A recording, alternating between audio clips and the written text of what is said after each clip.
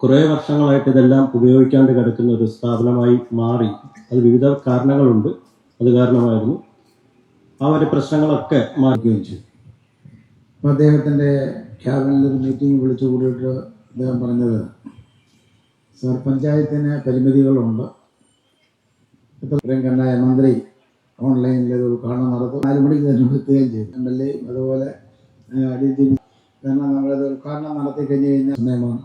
അപ്പോൾ രണ്ടുപേരും കൈനീരിക്കാൻ പാടില്ല, അത് വളരെ നല്ല രീതിയിലായിരിക്കണം എന്ന് ചിന്തിച്ചൊരു ചോദ്യം കറക്റ്റാണ്.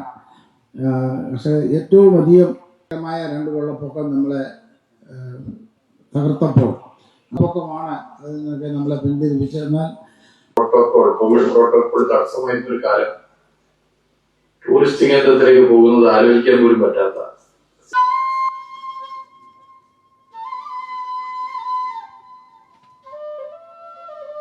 നമ്മൾ ഈ അഡ്വഞ്ചർ ടൂറിസമായിട്ട് ബന്ധപ്പെട്ട വിവിധ പ്രവർത്തനങ്ങളൊക്കെ 2 വർഷം മുമ്പേ ക്രമീകരിച്ചെങ്കിൽ തന്നെ ഇതിനൊക്കെ ഒരു മുഖവരിയായ ഒരു പൂർണ്ണതയിലെത്തിക്കാൻ സാധിച്ചത് തീർച്ചയായിട്ടും ഈ സ്ഥലങ്ങളാണ്. നമ്മുടെ ബഹുമാനപ്പെട്ട മിനിസ്റ്റർ സൂചിപ്പിച്ച മാതിരി ടൂറിസവുമായിട്ട് ബന്ധപ്പെട്ട് വളരെയേറെ ലോകത്തിലെ തന്നെ ഒരു വലിയ ചാലക ശക്തിയായിട്ട് മാറാൻ കേരളത്തിൽ സാധിക്കുമെന്ന് സംശയം പറയാൻ പറ്റും. നേരത്തെ ഇവിടെ ചർച്ച കണക്കുകളൊക്കെ ഒരുമിച്ചു